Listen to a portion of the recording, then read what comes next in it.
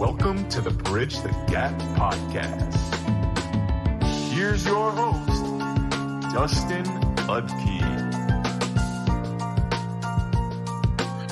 What's up, everyone? Welcome to the second episode of Bridge the Gap. I got a special guest joining me, my son, William, because we hit, what did we hit, William? 100 subscribers on YouTube. So thank you guys for the support. So I was doing a giveaway. We're giving away 3 Cooper Cup rookie cards. We've got this nice rookie patch auto. We've got a nice rookie auto. And we've got a nice Phoenix rookie. So I'm going to share a wheel. So anybody that was following Bridge the Gap on Twitter was entered once I got to 100 subscribers. So let's do that giveaway now, William. You ready? Yeah. All right, let's spin the wheel, see who it is.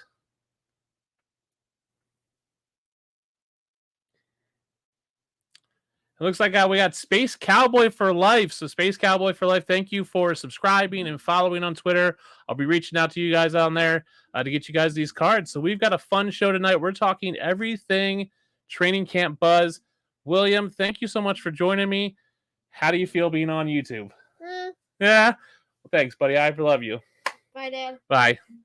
And now I'm going to bring on my guest for the show. I've got one of my best friends in the space, Mike, Nerd Boy Takes from Dynasty Degens. Mike's, how's it going tonight? It's going well, man. It's going well. I was telling you a little backstage. It's a little crazy right now. I'm not potting from my normal spot, so I feel like I'm, I set up. I was like, okay, here we go. We're gonna find a nice little corner in my spot, and then I just feel like I'm a little out of sorts right now. But like, I'm very happy to be here, and I'm ready to chop it up with you. Yeah, we got a fun show. We're going to be talking training camp buzz, kind of what you should and shouldn't be taking away from all these clips and blurbs from coaches. We got a couple fun segments. So we're going to start off with a game. What exactly is the game? Well, it is not a quiz or a trivia contest, nor is it a test of brute strength or athleticism. At its core, it's just a children's game, and I would wager that some of you here this evening have played Would You Rather? A classic Would You Rather. As we're talking training camp buzz, Mike, let's talk about 2 guys that have had a lot of buzz in the past. Would you rather be rostering for Dynasty right now, Trey Lance or Justin Fields? Oh, it's Justin Fields right off the bat, very easily for me. My soft spot in general is going to be rushing quarterbacks, guys that have maybe some developmental issues that need some work, but also have the ceiling of the Jaden Daniels, the guys, the Anthony Richardsons. These guys have incredible ceilings, and it only takes one system to really develop that guy into a superpowered Lamar Jackson kind of guy. And that's the ceiling that I chase in fantasy all day. So I was very in on Lance, very in on Justin Fields. Still kind of in on Justin Fields right now, just because he showed us that maybe he's not a very productive NFL quarterback, but he's a very productive fantasy quarterback. And he has shown that he can produce with his legs. He's decent given the right system, that he can, throw for touchdowns, do the slants, this and that.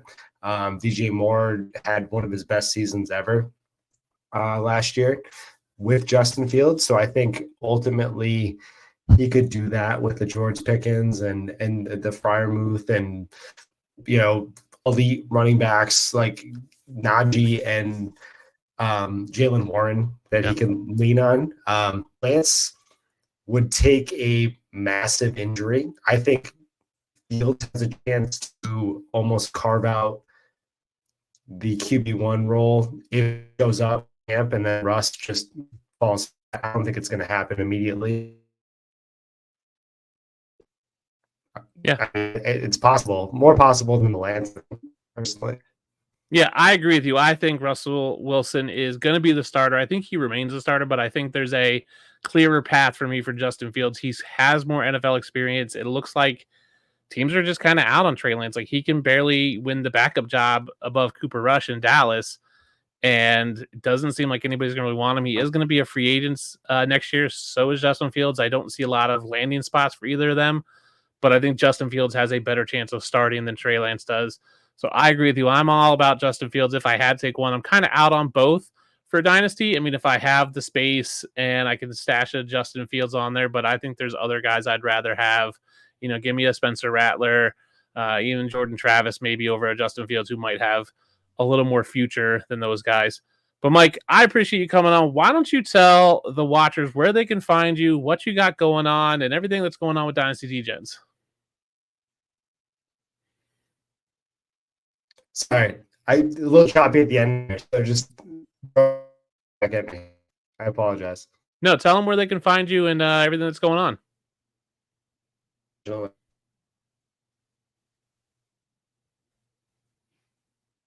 I think I lost you. Well, I might have lost Mike. He's having some technical issues, but you can follow Mike at NerdBoyTakes on Twitter, Dynasty DGens at Dynasty_DGens on Twitter.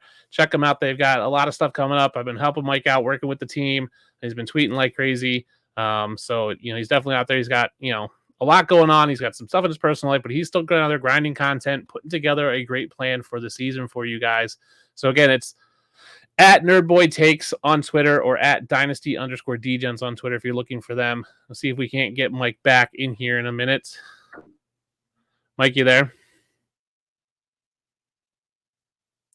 Yeah, I apologize. Like I said, I'm not in the right normal spot. Can you hear me? I can hear you, yep. All right. So I hope this stays, and I apologize. I probably should have found a better spot to pod from, but I'm not sure if I'm locked in right now or. Yeah, you're good. Am I good? Yep. Okay. All right. So run that back for me real quick. Let me know what I missed. We were just dropping off your Twitter handles or wherever they can find you. But you got anything exciting coming up for Dynasty DGens? Yeah, so we have another fantasy show launching off in the next couple weeks. We're going to do a redraft show with Chuck Bass, and then we actually have a special co-host that is unmentioned currently, but I think it's going to be a good drop. We are doing a Dynasty DGens podcast on Friday, which should be a news-breaking podcast. We have big news for Dynasty DGens, and a couple big news coming on to the, I guess, to another fantasy show, and then ultimately to Dynasty DGens. There's a lot of good big changes happening in the next couple of weeks. Really excited to on Friday, and hopefully everything else is going to fall full and really hit the ground running before the season starts.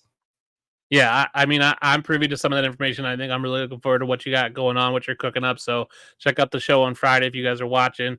Drop them a follow, drop them a subscribe on their YouTube channel. Drop us a follow at BTG_PodFF. Jump in there. Let us know in the comments what you guys are looking forward to this offseason. We're going to dive into now the main topic of talking about training camp hype. So, Mike, let's start out. Where do you find the best news for training camp buzz? Where are you going to get your information?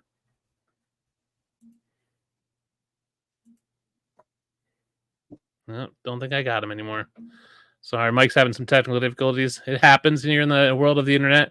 But I'll tell you guys where I go. Twitter's obviously where a lot of people go to get their news, and try to find it that way. Follow 32 beat writers, I think is the best thing.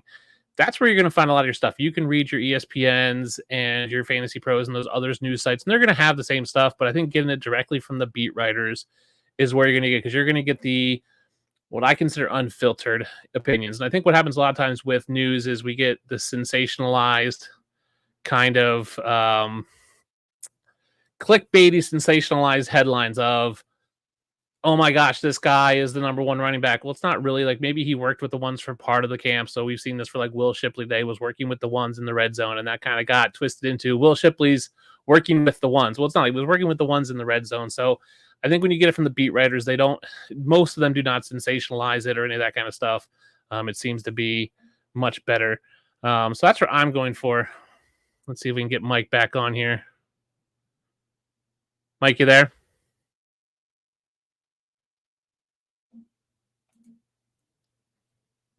Kind of, sort of. Got some video. No, I'm not getting any sound from you right now. But as Classic man. Mike Can you says, get me right now? now I Am can I hear back? you. Yes, you're back. You are back. Somewhat. All right. Let me unplug. Can you roll? And then I'm going to join back in like 5 minutes. And then Yeah, that works. Yeah, we'll roll you back in when you come back, Mike. Like Classic Mike said, it's a Classic Mike who helped us with the logo. Great guy. It's all about finding the right beat writers to follow. So find those guys. Like I said, 32 Beat Writers on Twitter is an account that basically compiles that for you. But again, the beat writers are going to be the way to do it.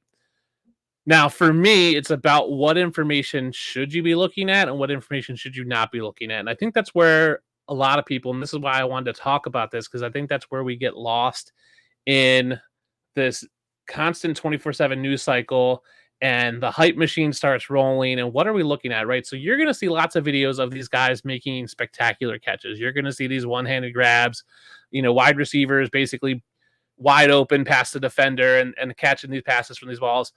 I personally don't care about that. That's what they should be doing. They should be making catches. For me, I look for when guys are screwing up, when quarterbacks are missing routine throws, and we've seen that from different quarterbacks, whether that's Daniel Jones or sometimes Trey Lance or other guys, when they're missing those routine throws or wide receivers are dropping the ball.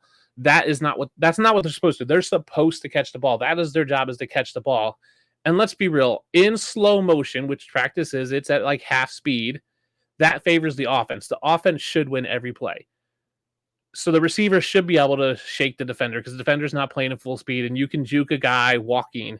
Like we've seen those videos of that guy in sandals walking, and also makes a cut, and then he's loose. You can do that in slow motion. The offense should win. So I'm looking for those clips of guys who aren't doing their job. I don't want to see the clips when they're doing their job. That's what they're supposed to do.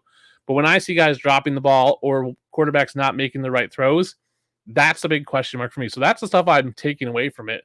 What I don't take away from it is who's running with the ones and twos right now. It is very early in preseason, right? We talked about Will Shipley. He's running with the ones, the quote unquote, the ones in the red zone. It's early. Saquon Barkley is 27, which is, let's face it, old for an NFL running back, and he's got some injury history. So maybe they're just giving him some rest. And obviously you want to get your rookie worked in. So I'm not putting a lot of stock in who's running with the ones and twos right now. Now, a couple weeks from now, second week of preseason, then I start looking at who's running with the ones and twos. So for me right now, what I'm doing is I'm looking at the guys who are not doing their job, dropping passes, fumbling the ball, misreads on, running the wrong route, quarterback's not making the right throw, overthrowing, underthrowing, whatever it might be. I'm taking away that. I'm not taking away the, oh my gosh, George Pickens had a one-handed catch in the end zone. That probably means it was a bad throw because he had to make a one-handed catch, but he should be catching balls. That's what they're supposed to do. And then I'm not really taking away who's running with the ones or the twos right now, because vets are going to get rest. Certain guys aren't going to practice certain days. We've got guys holding out. That's what I'm taking into it. So that's for me how I look for information. So when I'm looking for actionable intel, it's who's not doing their job. And maybe that moves them down my rankings. So when I see consistent, reports of Daniel Jones not making routine throws, that's worrisome. And whatever you believe in Daniel Jones, that has to cause you some concern. Whether you're the biggest Daniel Jones believer, him missing routine throws in practice where he should be making those throws is a concern. And that's what I look for when I'm looking for actionable information. We are still very early in the offseason. It does seem, especially for us who are content creators, the offseason hasn't stopped, and it's been going for a while, but we are really in the first or second week of camp. Like, we have the first practices with pads happening this week. So it's still really early in their process that we still don't have cut downs. That doesn't come to the end. You've got guys who aren't going to make the team. That's what I'm looking for. I will say this. I do put a little bit of stock in the constant drum beats I hear for certain players. So when I hear an offensive coordinator and a coach continue to talk about players when they're not asked about that player. So what happens a lot of times, you'll get a press conference with, let's say, an OC or a head coach, and they go, how's the running back game looking? Very vague question. And when they start talking about the second or third string running back, that shows me that that guy is on top of their mind. They're impressed with that player, and that shows me that could be something to keep an eye on. Doesn't mean I'm rushing out to trade for him. Doesn't mean I'm rushing out to pick him up. If I have spots, sure, maybe I will. But that's something you got to be looking at. And that's how I take that information. So if you're out there and let's face it, if you're plugged in right now, you are kind of what I consider a diehard fantasy player. Like I'm in a family league. My parents aren't paying attention to training camp right now, right? The people in your work league probably aren't paying attention to training camp blues, except for maybe their local team. But if you're looking at all the stuff, you're kind of a diehard. And I think we really get lost sometimes in this world of too much information. We have to whittle it through. So again, look for guys who aren't doing their job. Look and don't take the hype of this guy made this great catch because that's what they're supposed to do. And don't take too much stock into who's running with who. Looks like we got Mike back. How's it going, Mike? I'm not sure. I think I'm back, but I'm not. I hope I stay. So I have had to move everything, and I think I'm good. You're good now. You look good. You sound good. So, Mike, right. What's your process for wading through training camp buzz? I think it's ultimately always a sell window. I think I always had that mentality, but ultimately, like that Puka Nakua thing burned me so hard because I was like, okay, this is it. Here we go. Like, this is a good sell window about a 5th round, or I think he's 5th or 6th. I think it was 5th round. But yeah, I was like, oh, this is a sell window. We are good. And this is going to be amazing. You know, I was selling him for a first, I was selling him for this, I was selling him for that. And it just felt great at the time because I was buying into the camp, and sometimes camp hype is real. And that is very new because ultimately, you know, I've been in the industry for a little while, and I've been doing fantasy football for over 15 years, maybe even longer. But, you know, you see it. You see these guys eating, you know, you see like the Jalen Ragers or the whoever it is that are making great catches, and they're, you know, they're like Tutu Atwell is going to be something this year. And here we go. Yeah.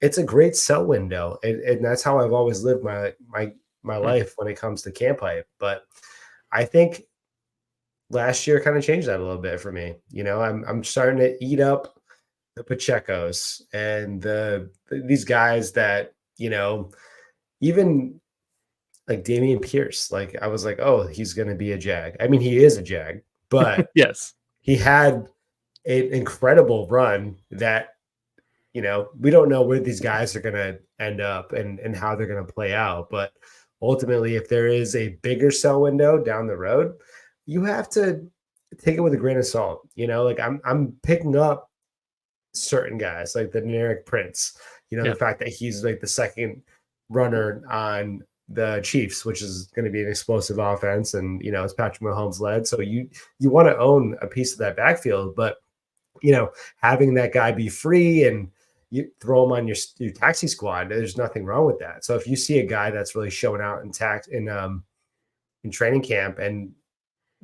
you have the open taxi spot or you have a little bench spot, like why not? You know, like it's well worth even just a selling point a little later in training camp anyway. So that's interesting because I'm generally in the opposite camp of you. Like I don't care that Generic Prince is running with the 2s right now because it's early in camp. Like maybe they're just giving Clyde some rest. Maybe they're just trying to work Generic Prince in to see what they have, right? See if he's going to make the roster. So if I'm a coach and I go, Pacheco's making the team, CEH is making the team, is it Prince or is it, you know, Louis Rees-Emmett, who I really like which guy's going to be the third guy? Maybe you give Generic Prince a little more work with the second team to see if he can produce that level. So I always look at that and go, I don't care that he's running with the 2s, but I like your thought of buying them now with the option to sell in 2 weeks from now, right? Or sell after like he has a good preseason game. That's an interesting take because you can, I think a lot of times in Dynasty, we look for the Pukas, right? Where we can find a guy, buy him super late. We hold on to him until he finally breaks out. And we got guys who are like still holding on to Rashad Penny and he retired and they're like, oh, Rashad Penny, what could have been? I think looking at it in a very short term sell window of buy the hype now and sell when the hype gets a little bit mixed. Like maybe you can, if you can pick Generic Prince off the waivers and then sell him in 2 weeks for a 3rd round pick, who wouldn't pick a 3rd round pick off waivers? Like that's great. That's great strategy from you to like be able to look at teams in a really short 3 to 4 week window of this is your sell window. So buy him now and ride that hype for a couple weeks. And it only has to go up marginally more for you to trade him off. So I think that's really good. Yeah. So there was a Generic Prince jump in last offseason, I believe. Yeah. And then there was Pacheco that got injured, I think, in the offseason. I sold Prince for a second, 25 second, like it was considered a future second at the time. Like we were in 23. So it was easy money, and it still looks good right now. But, things can flip upside down. And Real like I fast. said, I want to use Puka as a standing last point, there are reasons to grab these guys and hold on to them. I think you want to sell when you can sell, like you want to just throw them out there, but there is that 10% chance that the hype is real. And you have to think about it as anything is real, anything can happen. Even if they don't hit, there's still that sell window. And that sell window is more valuable than anything. And that, like I said, Puka burned me. I saw the sell window. I said 25 first, 26 first. If you could sell me at 27 first at the time, I would have taken it. Whatever first that I could have got for Puka, I was going to take it. But now I look silly. But ultimately, that's the game you play. Do you want to hold on to these guys and hope for the best and then have them be the Rashad Batemans or, like guys that have shown out and done things and they have camp hype every year? Treylon Burks was a 102, 103 in super flex leagues. Like it went Brees, your choice of Garrett Wilson, whoever, and then it was Treylon Burks. Treylon Burks was 103 of that class. There was no QBs, nobody. You were burning the 103, 104 on Treylon Burks. And everyone held him to dear life because they burned that 103, 104. And they were like, and then there was always a fade pass to him. Yeah. He gets one pass a game. Like, oh, baby, there it is. Like there was a sell window for that guy constantly. Yeah, that's a good point. I think dynasty owners get locked into, well, this guy was a first round pick. Clyde Edwards-Helaire is a perfect example, right? He was like the 101 of his rookie class most places. Like, and there's, well, I spent that pick, and they just like what could be, and they're for me, it's you're afraid to be wrong, and I think we need to come to grips and come to reality of like you're gonna be wrong, and it's okay. And even if it is a Puka and you sell him for a first, like yes, you could get more for him later. But what doesn't mean you were wrong to sell him when you did. Like you sold him at what you thought was the hype, and that's the gamble we play with Dynasty. Like, right, is this the peak? Is this not the peak? I think it's okay to be like, okay, I was wrong, learn from it and go on. But like it's not like you got nothing for him. You still got a first round pick, which can be a really good player, and just hope that you can draft well. So that's the hard part is but I do think there's a sense of like, they pick out one little thing and they'll take that one pass from Treylon Burks, or like Jalen Reagor had a good highlight clip the other day, and it's like, oh man, he caught a ball. And that's what I was saying when you were gone was they should catch the ball. Like offense should be catching every pass in these preseason games. Like defense is playing at half speed. They should be able to shake them and get open passes. For me, it's when guys don't make their jobs. Like when guys are dropping passes or Daniel Jones is underthrowing or overthrowing guys. Like that's when I get scared. So I think it's smart to look at things in a short sell window of there's this short training camp, first 2 games of preseason, sell window, that if you can scoop these guys up, and if you have the space, right? Obviously, every roster is different in construction, right? Like you might just have a ton of solid guys that you don't want to drop.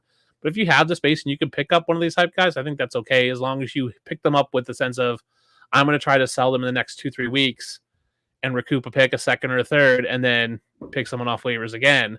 I don't think it's okay to pick up a generic Prince, be like, he's running with the 2s, and hold him in hopes that if Pacheco goes down, he's going to be the starter and he's going to be this magical player. If he was that good, he'd be starting anyway. Yeah. And everyone's built differently, I think one of my favorite builds is drafting the best available player, like getting the guys that I think are going to just like totally boom this year, like the Mixons, like those guys, and sell them before camp, before anything, like I sold Mixon for 25 first. I was like, he's on a new offense. He signed a bag. Like guys like, even DJ Moore or anybody. Like anybody that gets the bag right now is an easy sell, and you sell them for picks. And then ultimately your build is, I'm going to either sell these guys for picks and insulated value, throw in like a Rashid Shaheed or whoever, selling these big time vets like Stephon Diggs was a sell, maybe not anymore. Who knows where he's at in value right now?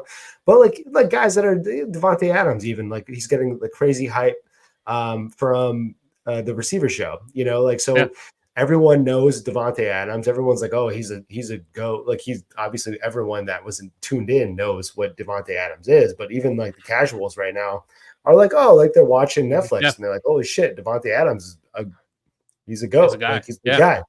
He's definitely a guy. He's a sell, like if you have him and you're not competing this year, sell Devontae Adams. Anybody that's on TV, anybody that's on any show right now that the casuals can watch on Netflix or HBO or whatever, go sell those guys if you're not going to compete. Like even Amon Ra, if you can get a crazy bag for him, go sell him right now. And then pick up the camp hype guys, pick up these guys that might be the next Puka or whoever and sell at the right time. It's all about sell windows, really, like when it comes to Dynasty Fantasy. That's true. Dynasty is all about sell windows, and we're gonna have a show about that later in the year about like trade strategies, how to recognize when to sell high, when to buy low.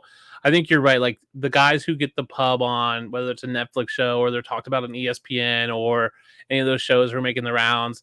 And then any guys who's in the news, like T. Higgins, when it's like, or Brandon Ayuk, it's like every day there seems to be another Brandon Ayuk piece. Like he's playing for the 49ers this year. He's not going anywhere. Let's be real. Yeah, they're not T. Higgins isn't going anywhere. Like he's still there. Like the fact that they brought in Joe Burrow, Jamar Chase, and T. Higgins to see the new locker room was like, okay, clearly they see him as a piece of the offense and the piece of the team. He's not going anywhere. Like I don't think we've ever seen any recognizable name get traded like this late into the off season. So I don't think those guys are going anywhere at this point. So Mike, at the moment, I don't think I don't have the stats in front of me, but like there's no way that any of these guys are going anywhere. They've all checked in, and even CeeDee Lamb, that drama, he's getting paid. CeeDee Lamb's what are they gonna do? Are they gonna pull a Titans and trade CeeDee Lamb for I don't know, like junk? Dude, trading AJB for we already started this. Let's go first circle. But like they were like Treylon Burks is gonna be AJ Brown, and we're gonna play him in the same role.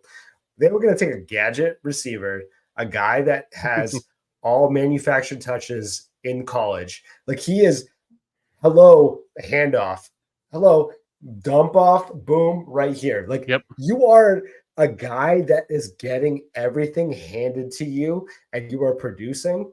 You think that you can put him in an AJ Brown role on the outside and running just straight slant routes, boom, like coming in on the outside and that's going to translate.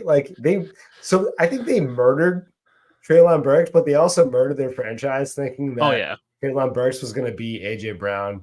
And the scouting department failed. I'm never going to be a scout. I'm never going to be that guy that's going to I could do the NFL job.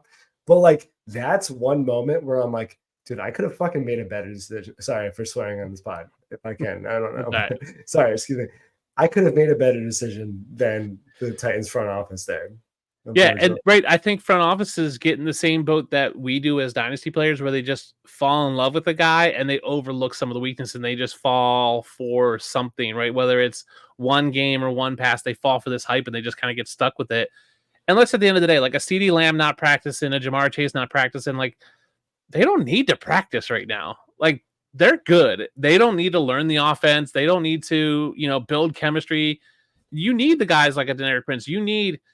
The Cowboys are probably even better off for CeeDee Lamb not practicing because like Jalen Tolbert and Ryan Flournoy are getting more reps, right? They're getting those guys who don't have a ton of reps are getting more reps. You don't need CeeDee Lamb out there running routes every day and, overworking himself and putting more wear and tear on his body. So Mike, who are two guys that you're finally believing the hype in? I'll call them, as we say, post-hype sleepers. Who's a guy or two that you're like, man, I'm finally believing that it's going to be the year for them?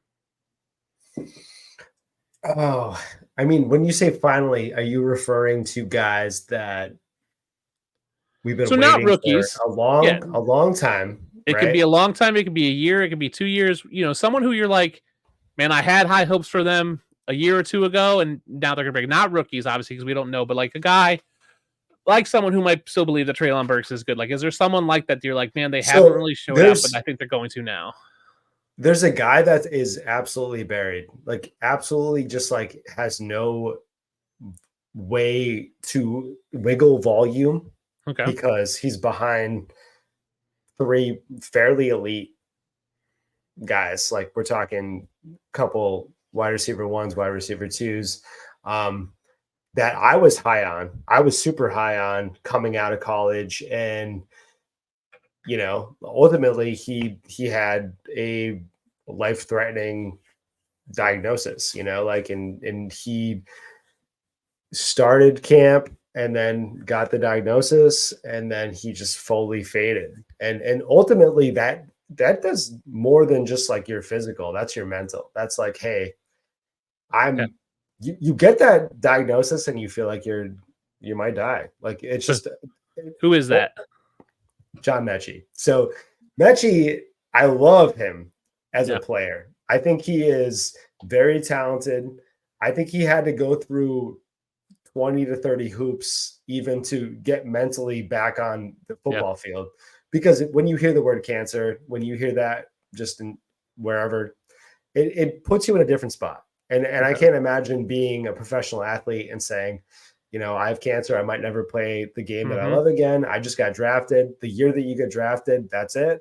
But he has shown in camp, I know we're going to go back to camp hype. He's shown in camp that he is very, very talented still. He still has it. I think it's more mental. And then I think the team DNA right now with Stephon Diggs, with Nico, Tank Dell, like it's tough. It's a tough lineup to crack. Yeah. But I think it might benefit him,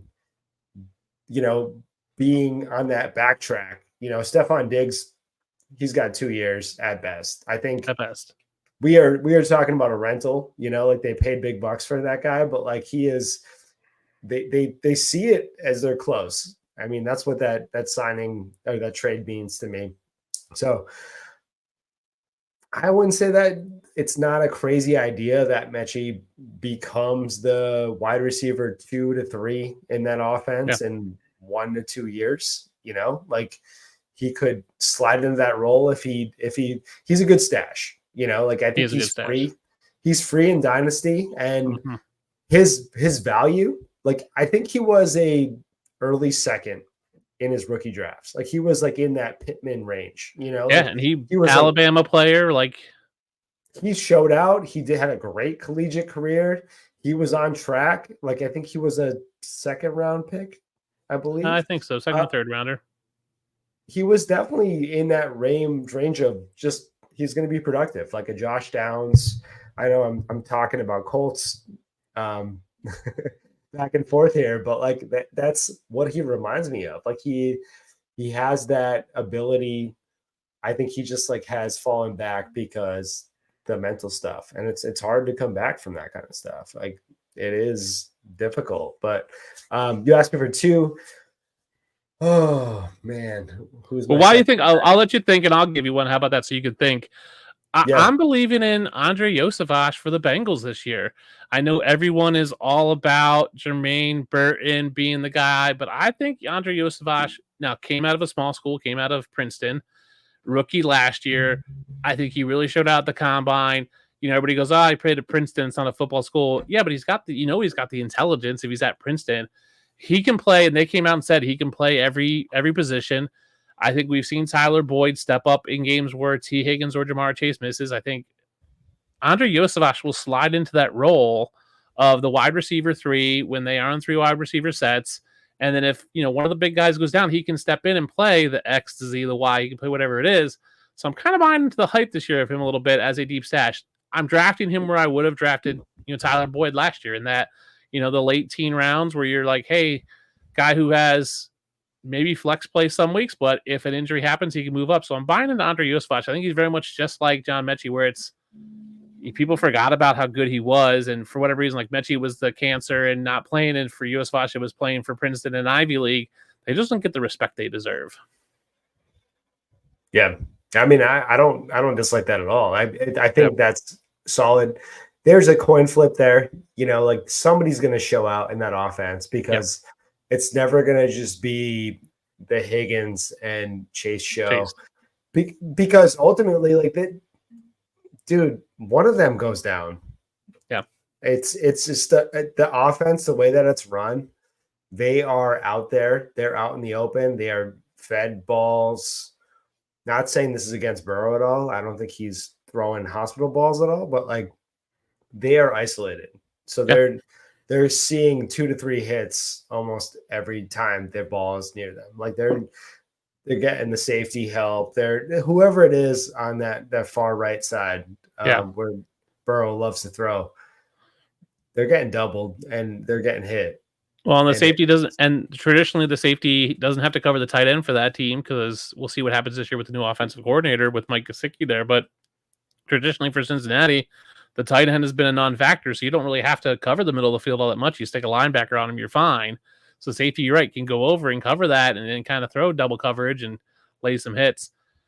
Let's talk about rookies. Give me one rookie that you're buying into the hype right now. I didn't get in my second guy. So give me your I second don't want guy. to hold this up. All right. So we're still on the Bengals. I love Chase Brown. I think he's the guy that you want to own in that offense and that offense. I said that backfield and offense in the same word, which is nice. I just new words. I move things now. I have a 2-year-old, so I just move things fast. So yeah, that's the offense. But yeah, I want Chase Brown. I think he's the guy. I think he's going to overtake that offense eventually. He's going to be the guy that you want to own in that backfield. But I want to get Bryce Young, and I do want him at ADP. I don't want to take him way above ADP. But if we're talking about guys that we love to boost in value currently where we can take them, like where they're going, Bryce Young is free. Like not free, but like he's a quarterback 2, if not quarterback 3 for most teams in fantasy. In dynasty, in dynasty, you're gonna get him in the 7th, 8th round. You know, like he's in that range of. I mean, Baker is even higher at this point in time, so it's like you're gonna get the 101, and Baker is a previous 101, so not a good example, but like he is gonna go in the 7th, 8th round with the Genos. I think Geno Smith is like right there. He's in that QB. I think he's like in the QB 15, 16 range in ADP. So, I mean, they have made vast improvements with the offensive line, and we're talking about Deontay Johnson, who is an actual NFL wide receiver, which they didn't really have last year. Like if the guy had 4 seconds to throw, and he was throwing to I don't know, the corpse of Adam Thielen and Harris Marshall. Yeah, so Harris Marshall, Tommy Tremble, and then nobody's.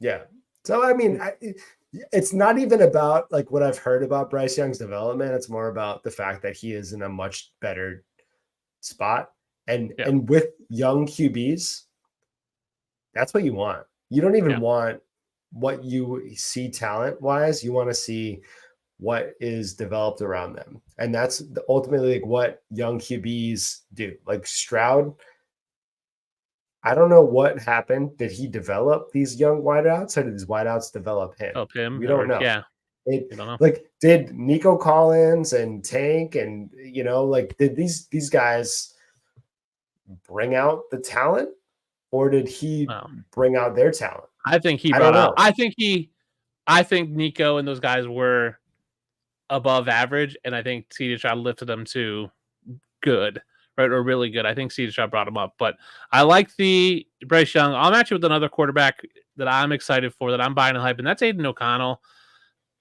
The Gardner Minshew hype is Gardner Minshew's a backup. He was signed to be the backup. Aiden O'Connell won that job last year. He's going to have this first crack at it. When you're talking about a guy that's throwing to, we talked about Devontae Adams being a stud. Like, he's one of the GOAT receivers out there. People are all hyped up about Brock Bowers. People were all hyped up about Michael Mayers last year. Like, you have Zamir White, you have Dylan Lobby, who I think is a good rookie coming out of the backfield. Like, you have receiving weapons for them. They still have Jacoby Myers. Like, they've got weapons, and I think Aiden O'Connell can be good for what you're getting. You're getting him lower than Bryce Young half the time. Like, he's is practically going like in most of my these charity leagues like Scott Fish Bowl and Memorial Bowl, like he was going like in the teens rounds, like late, because people just aren't sure. I think Aiden O'Connell is a great pick, and I'm buying the hype that he is the starter and he's going to be the guy. Yeah, I don't hate that. I think Gardner Minshew has been a pretty decent fantasy quarterback because he runs a little bit and then he just throws like 50 passes a game. Like he just. Well, I mean, if you're Minshew, you just go out there and YOLO because you're not. I mean, veteran quarterbacks that are backups, you want that guy because he's like, whatever. He's smoking American spirits. He's living in his van. Yeah.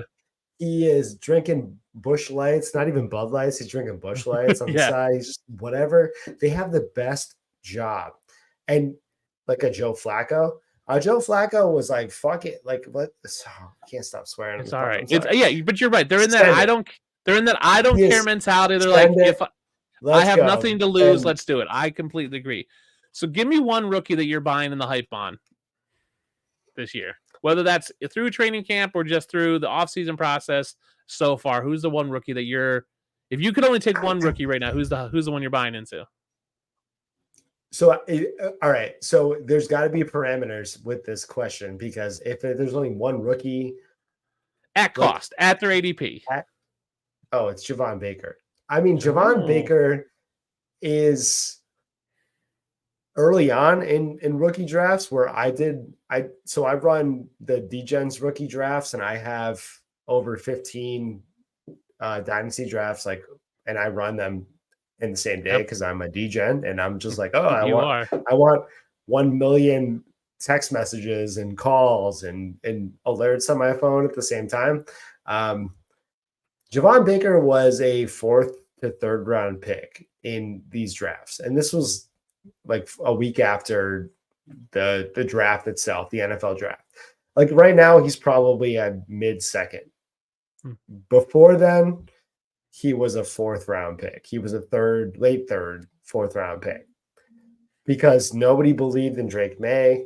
Nobody thought the Patriots offense was going to develop an actual offense. They thought that it was just going to be, lockstep with what they do. They get these guys in, they get a Mac Jones, and then they draft hodgepodge guys from the 2nd, 3rd, 4th round, the Tyquan Thorntons, all these guys, and then they bring in like wildly veterans, and they're like, this is exactly and the Kendrick Bourne. This is exactly what we're used to in New England, and this is what we know. I think it's different though.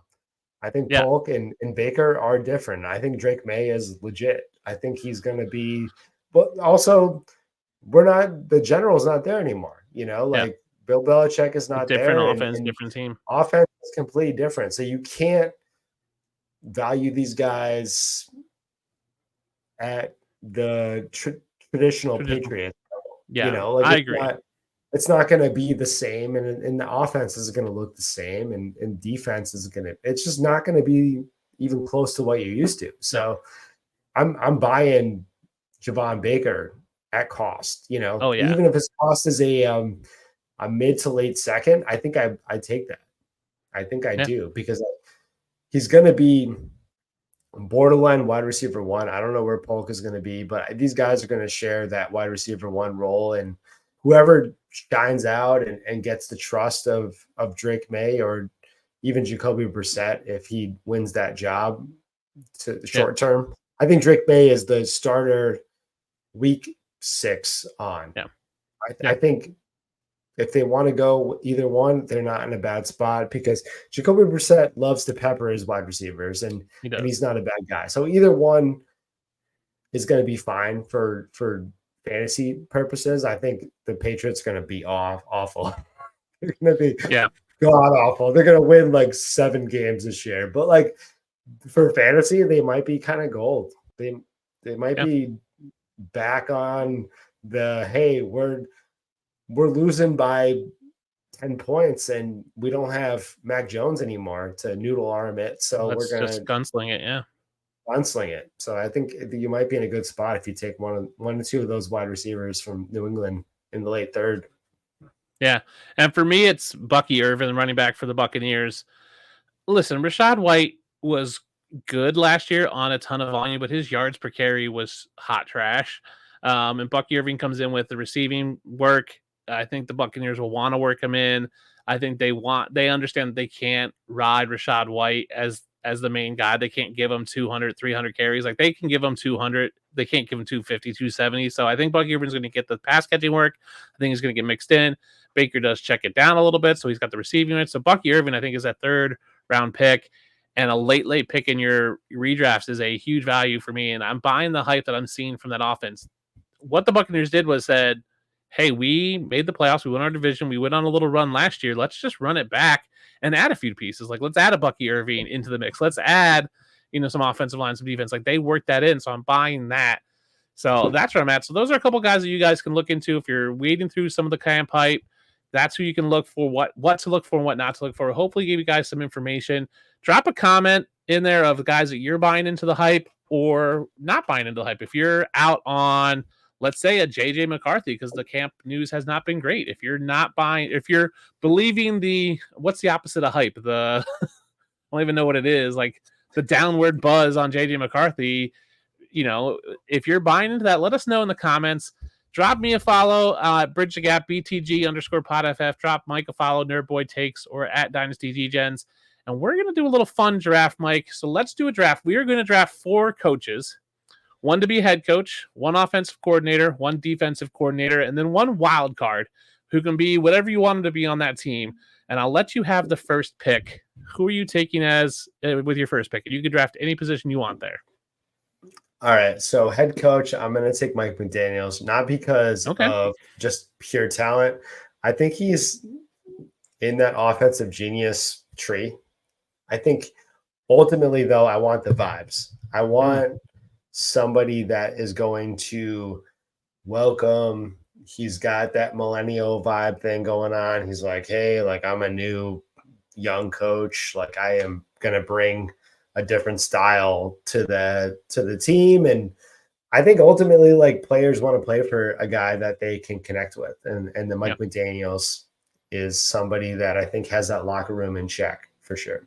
Yeah, he's definitely got the vibes, and listening to him talk, he talks about the game differently. Like he talks about it like a math equation at times. And my buddy Tristan says that a lot. And just like when he talks, it's like, well, if we can do this, this guy can get 1% advantage. And it's like this 1% times 1% times. It's like this, like the square root of these 5 guys making 1% is like, it's like, I don't get it, but it works. So for me, I'll take my head coach and I'll take Andy Reid. I think he's a veteran enough coach where he can bring the vets in and they respect him for his pedigree, but also is creative enough and adaptive enough to adapt to whatever players are around him. Like I think Andy Reid has shown that he can bring in a Patrick Mahomes and he's willing to adapt with the times and the play style of what he's got. So whether that's the trick plays where they're doing ring around the rosy and running around the ball and breaking the huddle, trickery, he seems to have the locker room down. Like I think they respect him enough. Like I think what we see with some of these older coaches is they are unwilling to adapt, but I think Andy Reid's one of the few that has adapted. So I'll take Andy Reid as my head coach. Who are you going to take next, Mike? He's timeless. He is. Andy Reid is getting into the Bill Belichick realm. Not, I wouldn't say like in performance, but ultimately like just his pedigree, his pedigree, his coaching tree. Like it's up there. Like I think Andy Reid, when he retires in, who knows, 10 years, might go down as the greatest coach ever. If you're giving Andy Reid 10 years, I don't know, man. I mean, like he is a big boy. Like he is a big somebody boy that I think eats a lot of cheeseburgers. I don't think he's got 10 years in life left, never mind coaching. But like, I mean, you never know. I mean, he seems to be having fun. So it seems, like you look at Pete Carroll. Sometimes these guys in the NFL last forever. Like you're like, how do you live? Like, you know what I mean? Like, like there's Jerry Jones. I'm like, dude, you should have been dead 30 years ago. You're the crypt keeper. Yeah, you should not be around anymore. How are you still alive? Like, there's no way that this guy is still alive. They probably did a body swap at some point in time because there's no way. So who are you taking for your second pick? Bobby Slowick. So that's my defensive coordinator out of the Texans. He is a very now you can take head coaches to be your defense or offensive coordinators if you want. I think Bobby Slowick is the heads above shoulders when it comes to coaching. And I think I want new age NFL. Okay. If I'm building a team, I want guys that aren't thinking within the current NFL scheme. I want guys that are bringing in a completely new. You don't win with old. You can, but the NFL is completely changing, and it's completely different from when it was 5 years ago, and way different from 10 years ago. And it's a different game from 20 years ago. It's not even close to the same. With the NFL changes, with the NFL rules, I want somebody that is not stuck in. All right, so I own a restaurant, and I want people that aren't coming from different restaurants. I want somebody that has never worked in a restaurant before. Interesting. Because I can teach them how my restaurant is run and how I do things, how I like garnishes, how I like food run, how I like people talking, how I like this and that. It might sound controlling, but that's how I want to build my coaching staff, because if you have people that are stuck in their ways, that are stuck in their way of coaching, the way that they develop players, they're going to develop the same team. And Andy Reid sounds good, but how much development is he doing now? He's more about the facilitating of the developers underneath it. Yeah. I want somebody that actually does the development. And it fits with your Mike McDaniels, right? Of that new age kind of vibe you got going. So for my second pick, I'm going to continue with my guys who have the fundamental old school but are willing to adapt. And I'm going to take Antonio Pierce as my defensive coordinator. I think he... Oh, baby. I was in there. I was actually close. I was going to get... Okay. I think he brings enough new agey, I'm new to coaching. I don't have these habits that I've built in coaching, but he has enough pedigree of being a player. I think he brings a toughness to the defense that I want. I think the Raiders might be over the edge this year in terms of what they're doing in terms of targeting. I don't say targeting, but they are going after guys. They are we're gonna kill Mahomes, whatever. I'd be scared if I'm the Chiefs playing the Raiders. Just because I'm not saying they are dirty, but it wouldn't put it past me if there's a questionable hit in one of those games. But I think Antonio Pierce can bring the mentality that I want from a defense of, we're gonna play smash mouth defense. We're gonna play kind of that old school mentality in a new school way. We're going to go out there and we're going to run fast. We're going to hit you. We're going to blitz. We're going to kind of throw crazy looks at you. We're going to, muddle our line. Maybe it's not going to be a traditional 3-4 or 4-3. You might just see 7 guys just standing up and just, you don't know who's what, and you don't know who's coming, who's dropping. I want that. And I think with Andy Reid, Andy Reid can develop Antonio Pierce a little bit in terms of what it means to coach players and kind of build that culture. But I think they're old school enough where they have this is what football is, but hey, we're creative enough to adapt to what's going on. So I'll take Antonio Pierce as my second guy. He's going to be my defensive coordinator. Who are you taking as either your offensive coordinator or wild card pick? Oh, I'm sorry. Slowick was my offense coordinator. So I apologize. I probably misspoke on that. I got you on that. Yeah, Slowick is the offense. I want to take...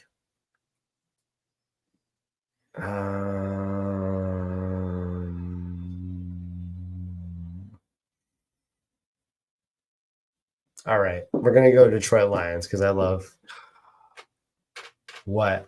I was hoping he'd come back to me. Well, you know what? I'm not even gonna go. Where are you going with the Lions? Are you gonna go Dan Campbell? I'm going Aaron Glenn. I'm going Aaron Glenn. Actually. Aaron Glenn. So, wow. Underscore that and just go full circle, right? Aaron Glenn is so hungry. He is so hungry. He is a hungry boy. Yeah. He has been out. He's doing a pilgrimage to Mecca right now. He has not ate in 7 days. No, he's not. But that's what I view him as. He is. He's out there. He's so hungry for this. I think he wants to be Dan Campbell so bad that he is going to do an amazing job. This is what these guys do. All right, coaching tree right here.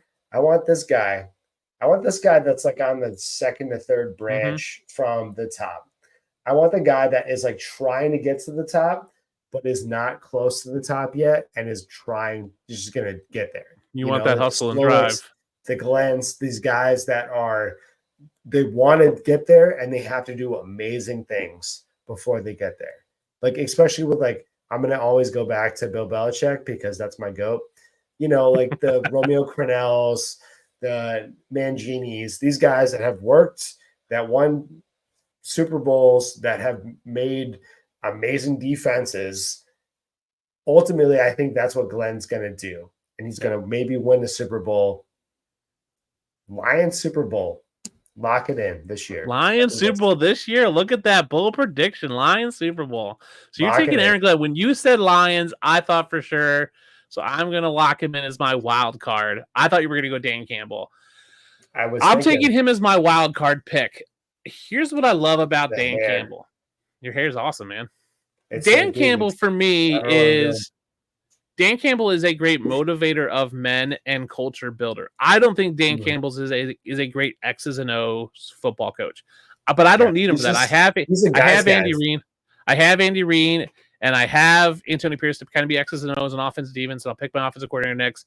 I need Dan Campbell to go in there and just motivate the guys, very much like Aaron Glenn, right? Obviously, that Detroit team, that's what they're about, is connect with the guys and get in the locker room and just get guys hype. That's what I want Dan Campbell for. I want him to be my wild card. I don't even know what position I give him. Just maybe call him hype man. Just have him go out there and be like, we're gonna go out and just do the pregame speeches and just get everybody riled up and hype. Him and Antonio Pierce. So he's your wild card. He's my wild card. Yeah. Because I think he's just a great motivator of men, and he's a great culture builder and tone setter for your team. Again, I don't think he's great at the X's and O's, and we've seen this with some of these questionable play calls and go for it. But I love what he does in terms of building a culture, and I want that on my team. I want a guy that can help build culture and gets behind the culture. Once he gets the vision of something, Dan Campbell gets it and goes with it. He's going to take – Andy Reid's going to cast this vision of this is who we are, and Dan Campbell's going to be like, all right, I'm in. And he's just going to run through walls for it, and that's what I want for my wild card. So I'm taking Dan Campbell as my wild card. So you have McDaniels as your head coach, Sloak as your offensive coordinator, Aaron Glenn as your defensive coordinator. Who's your wild card going to be? I'm going Jim Harbaugh. I'm going to go with the guy that actually nobody knows what he's doing.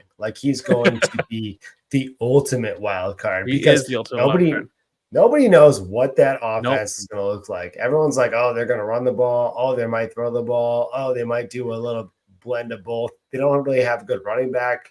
They don't have anything. They don't even have a good wide receiver. Justin Herbert is by himself. That defense is awful. I have no idea what he's going to do. I don't know what kind of offense is going to run. I know that I have a good idea based off of his past and what he does. He's got a whole resume that I could look at, but man, it's 2024, dude. These resumes, I've seen coaches just totally change up, and they might throw the ball 40 times in this offense. They might just I don't know who's going to be the wide receiver one. Who's going to be the running back one. I don't know anything about this offense at all. And I think that's what makes him a good wild card, because if I don't know anything, he might not know anything either. I don't know if people are hush-hush about their offenses because they're keeping it a secret or because they actually don't know what it's going to be. And he might not know what his offense is going to be until now. He reminds me of the Henry Winkler character from Waterboy, where he's got that secret notebook of plays he's been drawn up in the middle of the night, or Ted Lasso when he's in the bar and he's having this fever dream of this triangles, and he's just I just see Jim Harbaugh just laying in bed with a whiteboard what if we only have 3 guys on the line, 3 offensive linemen and 7 wide receivers or something crazy. I just see him scheming up these crazy plays and having this secret notebook of just the most randomest thing. It's wait, you want to have 3 offensive linemen and 4 running backs and 6 receivers and no quarterback. We'll just hike it right to this guy, and then he'll do a triple reverse. Just the craziest things you've ever heard of, and that's Jim Harbaugh. He is just a wild man out there. It's going to be absolutely crazy. It's Charlie from Always Sunny, dude. He's going to cut the brakes, and he's going to do he's going to have 3 running backs in the backfield at one point in time, and that's his standard. Yeah, he's just going to do it. Yeah, he's just going to have get the ball, and you don't know, maybe nobody gets the ball, and that's just how it goes. And I love that about the dude, and I'm glad he's back in the NFL. He's a nut job. So that's your wild card. So you've got Mike McDaniels as your head coach, Bobby Slowick your offensive coordinator, Aaron Glenn as your defensive coordinator, which I like that pick, and Jim Harbaugh as your wild card. I have Andy Reid as my head coach, Antonio Pierce as my defensive coordinator, Dan Campbell as my wild card. And for my offensive coordinator, I've been going back and forth in my head. Do I want Kyle Shanahan or do I want Brian Callahan? And I think what I'm going to take is Brian Callahan because I think Shanahan would struggle being an offensive coordinator, not having full control. I think guys like him, McVay, want to be the head guy, and they can't be. We've seen Brian Callahan be the offensive coordinator for a head coach for a long time. I think he would slide in there with Andy Reid, and again, go, hey, and I think Andy Reid's comfortable enough to be like, hey, Brian, what do you think? And Brian goes, I think we should do this. And Andy Reid goes, all right, cool, let's give it a try. Right? And he would allow Brian Callahan to kind of flourish, but Brian Callahan doesn't strike me as the type who's going to be striving to like overtake Andy Reid. Like he's okay being the offensive coordinator, and right, if they're winning Super Bowls, very much like Eric Bieniemy was okay being under Andy Reid because they're winning Super Bowls. Like he didn't care, but eventually got a shot. I think Brian Callahan can flourish on my team with Andy Reid, with Antonio Pierce and Dan Campbell. Like I think he can be creative enough. He's young enough and creative enough in the offense where he can go, hey, let's try something. Let's try this crazy, like, triple option, kind of a Jim Harbaugh light version of let's try some kind of crazy plays or different formations and see what happens. So that's going to be my guy. So I'm going to post these on Twitter, but drop it in the chat who you think has the better team, whether that's my coaching tree of Andy Reid as head coach, Brian Callahan, offensive coordinator, Antonio Pierce as defensive coordinator, and Dan Campbell as wild card, or Mike's team of Mike McDaniels as head coach, Bobby Slowick as offensive coordinator, Aaron Glenn as defensive coordinator, and Jim Harbaugh as the wild card. Mike, I want to say thanks for coming on. I really appreciate you. I appreciate all your support you've given me over the past year or so. I love what you're doing over at DGens. Excited for the show. You said it's this Friday, but tell everybody where they can find you and what you got coming up one last time. Yeah, man, your family. I love you. I appreciate you. I appreciate Always. Your family. I appreciate everything. Like we've had multiple conversations, and it's always been more about our personal relationship than it comes to like fantasy, and that I appreciate that about you. Oh, of course. When I was thinking about the show, I was like, my first list was Joe and Steve from Front Office Pros, who are my two best friends. I was like, next guy's got to be Mike. Like, I got to get him on. Like, there was like, I got to save these certain shows for these people. So yeah, your family, and I appreciate everything. I appreciate it. I could talk for a 5-hour show if it comes down to it, and we could just have back and forth and have a good time, because we have that chemistry. But like I said, I appreciate you having me on, and I'm sorry for the technical difficulties before, but yeah, you can always find me at Nerdboy Takes, and that's more about me just having fun. And then our content is on Dynasty DGens. So always follow Dynasty DGens. So our podcast on Twitter. And then we also have a Discord, and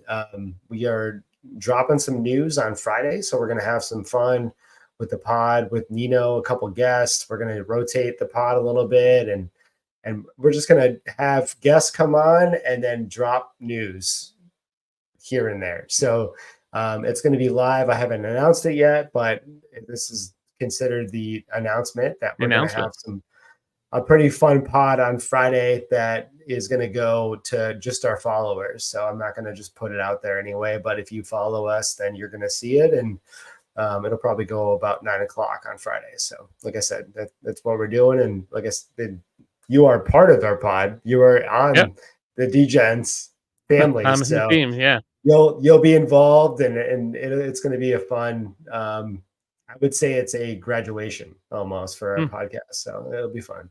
Yeah, and you're right, being part of the team, being part of the family, and knowing what's coming. You've done a great job of like obviously building that, but also just like putting out good content, good conversation. That's what this pod is about. It's about conversation. So you drop those "Who would you rather have" tweets out there almost daily, it seems. Asking for hot takes, trying to build conversation. That's what this pod was built for, is to have conversations. So today we talked, a little bit about training camp buzz and kind of coach speak. But you've been doing that great with DGen. So I'm looking forward to that pod on Friday. Maybe I'll try to get on if I can figure out my day. My weekends are crazy busy. It always seems July, August is just the busiest time for me. My son's birthday, expo, all that kind of. We were camping last weekend, which was fun but tiring. But, I appreciate you coming on. So, yeah, if you guys, it's always been a scroll at the bottom. But, yeah, follow Mike. Follow DGens, drop a sub on their YouTube, hit them up on Twitter, join the Discord. Discord's a great place to build community. We want to have, I think Mike and I both have the same dream of like, we want to continue to build a community that continues conversations outside of the pod, outside of Twitter, a place where you can go and talk, not just fantasy, not just hype, not just buzz, but you can talk about life. You can talk about movies. You can talk about other things that are going on and have people you support. Mike, that I you're family to me, and I'm always out there for you. And I give you a call every now and then just to talk and hit you up. So I appreciate coming on. I appreciate all you watching. A little bit of a longer show today, but thanks for tuning in. We'll be here every Tuesday, 10 p.m. Eastern. Next week, we've got Andrew Cooper talking about fandom and how to kind of manage that in fantasy. So how to not be a homer and how to take advantage of people that are homers. So I appreciate you guys tuning in. We will see you next week. Hit that like and subscribe, drop a comment, let us know which team you like better and what off-season buzz you're buying into or not buying into. And we'll see you guys next week.